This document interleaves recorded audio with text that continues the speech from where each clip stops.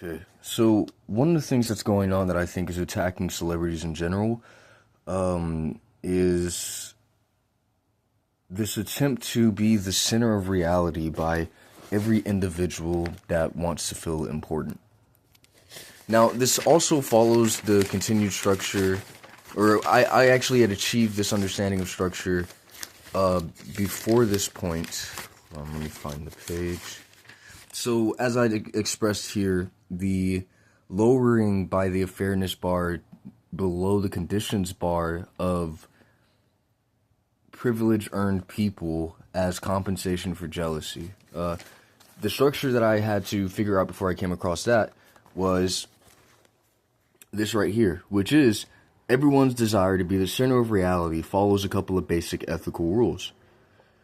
And that is that in order to be the center of reality, you have to be considered the most fair or decent, have the ability to provide and sustain, and also have the ability to explain or justify what's going on and yourself. These are the three traits that everyone's going for. Everyone who wants to be the most fairest, most decent person is likely always saying that everyone else is horrible, not doing good enough, this and that. These people will never be good. You'll never take care of yourself. You'll never be rich. You'll never have money, stuff like that. You'll never be able to, you'll never have the qualities that make me good, right? Then the people that extends into the people who want to be the most rich. They're always saying these other niggas are broke. They ain't making moves like me. Y'all niggas just don't know how to do it, stuff like that. And then the ability to explain or justify can be seen in the Sigma mindset, which is always trying to be the smartest, most collective of intel against everybody else so that you can have the ability to outsmart people through your explanations and ability to justify yourself. Now, what's happening is people, as I said in a previous video, I believe it was the video about it was a video about the privilege, a fairness bar, working field, conditions bar, and strand. I said that people misunderstand that they're not responding to each other, that it's not each other that make them hungry. It's not other people that make you hungry. Like, sure, I could, like, if I had power, I could starve you, but that's not the reason you get hungry. And so understanding this is understanding that these qualities that you're trying to have, you're not trying to have them compared to other people. Because it's, once again, not other people that are the reason that you get hungry, that are the reason that there are challenges in life to begin with. It's that thing that's causing you to get hungry, the life that you're responding to, that you need to have these conditions against. So, the reason this is because life cannot be indecent towards you. Life cannot remove your ability to protect yourself or defend yourself. And life cannot suddenly become something unfair if you have fairness, decency, the ability to provide and sustain, and the ability to explain and justify yourselves. These are the three key traits of becoming privileged, of becoming successful, of even when it looks like you're about to die, things just working out for you. This is real. This is real. Okay, so here's what's going on. As people think that the key is to have these qualities better than everyone else, to become the center of attention, to become the center of gravity, to become the thing that has control over everyone, there is a game being played by these people who have not realized that they should be doing this against the thing that makes them hungry and not against each other. They do this thing where they attack, in a formation, each other's qualities. So, for instance, if you're ever talking and you guys start talking about your past, likely someone's listening for something that they can say about you to prove that they are a more fair or decent person than you in the social pull against life. So let's say for instance, it's something like you cheated on your girlfriend in the past, or you don't have good shoes, right? You don't have good shoes, right? That's fairness and decency, and that's the ability to provide or sustain. Both traits in a social pull against life make this person against this person higher value, higher quality, thus allowing this person more providence from existence, which is really just the shared pool's distribution of what existence provides. And then let's say this person over here is just stupid. Let's just say that they just can't figure something out. And this person, or maybe they can figure something out, but this person says, yeah, but if you could figure this out, then you could figure this out, and you haven't figured that out, right? And so they just pretty much make this person stupid. And what this does, you see this little center circle that's the center of another circle. What happens in these close social combat, in these close social competitions, is that everyone's trying to pretty much turn everyone else into a projectile asteroid. They want to have gravitational pull, the ability to move things around them, and they feel that in order to have that, everyone else must always be restricted to a trajectory that can be controlled. This is not a true form of social gravitation. This is not a true form of social gravity. A true form of social gravity is not only you being the center, but everyone else being the center and being able to comprehend and structure everyone moving around each other in unison, in unity and cooperation. So here's what happens to highly intelligent people, once again, once they hit the fairness bar. And the fairness bar is, it doesn't matter what you say, it's not fair that I have to work, and this guy just gets to fucking do whatever he wants, which is never really what's happening. Even the celebrities, even the guys that can do whatever they want, still have to follow the rules that pass through the worker field. And so they just do it good enough that it provided privilege. So here's what happens. Guys that have high value, they're fair, they're decent, they have the ability to provide and sustain, and they have the ability to justify or explain themselves, get hit with a strategized attack. And this continues on from the Strand video, where first is attacked your ability to explain. This is where questions like, how do you know what you're doing before you know what anything is, are asked. This question, that question I just asked, is a literal brain killer. It literally puts you in the position in which your only answer is to say that you have to wait for things to happen before you can act, before you can respond. And what this does is people racing, they'll say, well, then you have to wait for me to do what I'm doing then, because you said you have to see, you have to observe what's happening first, right? But this applies to everyone. So it's a pointless tactic. It doesn't work anymore. But while you're confused, they attack fairness. And the questions are the way they attack fairness and decency is, let's say you're rich. Let's say you're rich and you have a lot of money, and everybody thinks that they can find a way to get more money than you if they can have these qualities better than you. And so while you're rich, people say you can handle it. They give you worse hardship. They give you more problems. And the idea that you can handle it is an argument because you're rich. You're successful. You can take it. You can take a punch. You're a bigger person. You can take a punch. And the issue with this is that it's not anybody else's right to decide that you can take a punch just because you're a bigger person. We all seem to be treating each other fairly regardless. But that's not how people always act. And so what this does is whenever you're on the you can handle it, it's designed to piss you off because it is unfair behavior and make you do things like, fuck this shit. I'm the only nigga that has money. Y'all niggas don't do shit.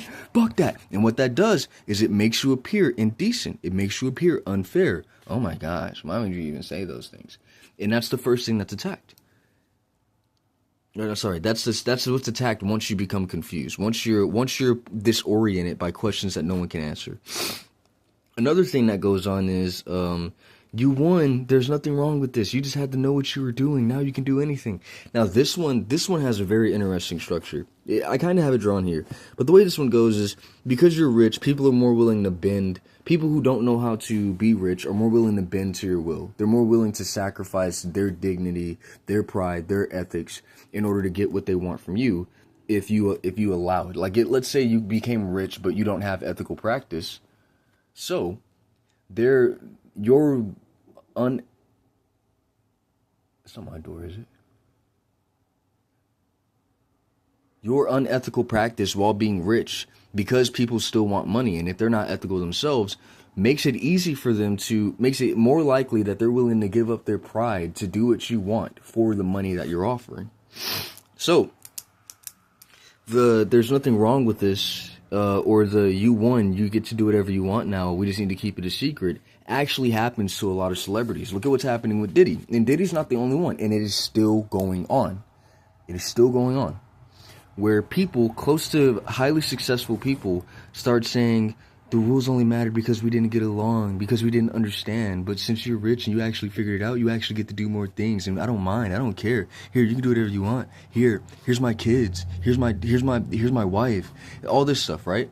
And what happens is, while you're doing this, the fact that you fell for it, the fact that you participated, becomes an attack towards your decency, your fairness, the whether or not you're a good person who deserves to have wealth. And so my here's how I understand the structure. First, there's a layer of people around you that say you did it. You understand the secrets of life. You figured it out. And they give you secret invitations. And if you take it, they're like, yeah, you did it. That's what it was. And so I'm not showing you. You did it. That's what it was. Yeah. And so they develop a hidden structure inside. And everyone's working together. No matter what. Everyone's working together. That's the only way that this can even be gotten with for a little. Everyone's working together. So there's this little layer inside where secrecy is developed because people see you having wealth as a shield or a time frame that they can escape from before the consequences hit them. Now, inside of this is where your Hollywood pedophilia parties happen, right? This is where it happens. This is where cheating happens. This is where stealing. This is where all the crimes that come with money and wealth and riches occur. This is where all that happens. The outer layer, which is consisting of a formation that keeps it secret and a formation that pretends not to know but is already kind of aware of it. And what this does is this formation, because they want to figure out themselves, the people around you keep it a secret, and the formation around that keeps up a narrative of almost catching you. And it keeps this up, and the more that you're almost caught, the more that you're willing to do indecent things to not get caught, attacking your decency quality. Now, as it goes on, eventually, once enough is done, once you can be fall guide, once you've done enough, once you have committed enough crimes, once people can say for certain that it doesn't matter what you say or who caused it, that you committed enough crimes that you're no longer a decent person, we no longer have to accept you being rich. Now our jealousy can be disguised as righteous indignation against the idea of someone like you having power because you are a bad person. Look at all the things you've done. And so once they've gotten that to that point where they can say that, then it just becomes exposed. Everybody suddenly knows it. It's revealed everywhere. Here's the issue. For the most part, everyone knows this is happening. If you're frequenting around, if you're seeing around, you can hear things that aren't being said. You can see things that aren't necessarily being communicated. Not everything that's going on is coming out of our mouths, but somehow it's still passing through our minds. People know these things are happening. Diddy is not the only one. Diddy was allowed to do these things by people. Diddy was allowed to host these parties. Look at how many people are accused of being involved. We somewhat knew that's what was going on. We just keep our distance. Now, this is not an attack on Diddy. I once again, that case is just its own. I'm staying out of it as much as I can. My whole point being, this is a real thing that happens when people become rich.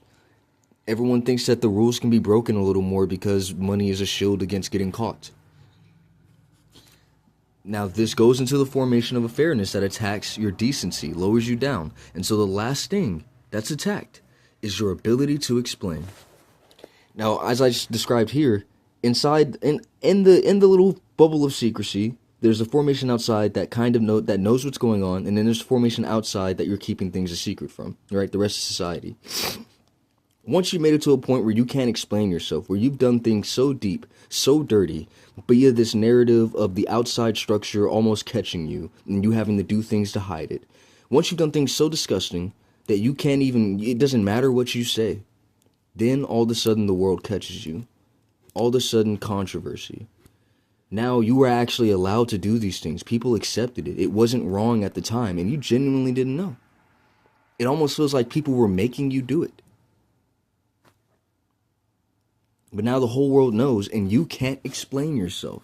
It doesn't matter what you say. These are disgusting. These were happening. You were doing this? This is disgusting.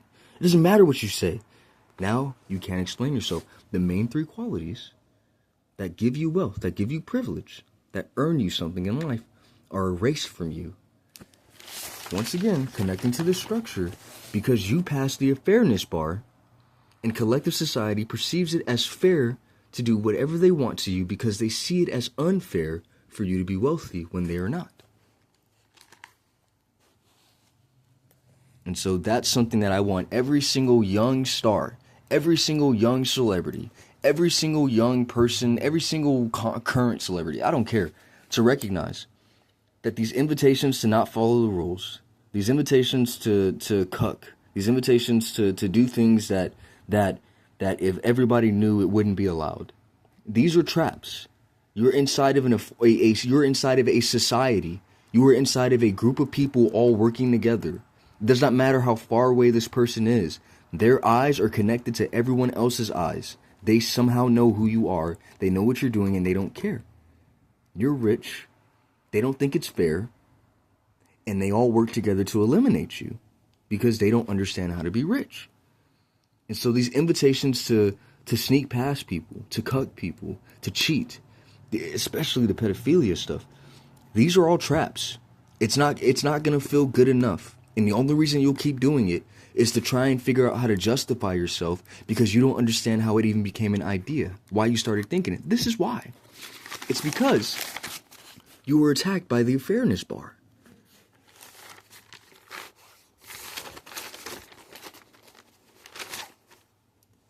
So, remember, these qualities are not meant to be had against each other. We're supposed to all have them together. The more of us that have these qualities, the better a structure our society has. The better our buildings, the better our organization, the better our politics. It's not supposed to be only one person has these character traits and everyone else is just missing something that makes them not special. It's not what it's supposed to be. You're doing this against life. You're not doing it against life. You're doing it with life. But for now, while there's fighting, you're fighting life. You're not fighting each other. You're fighting the thing that makes you want to fight each other. So, that's the end of this video.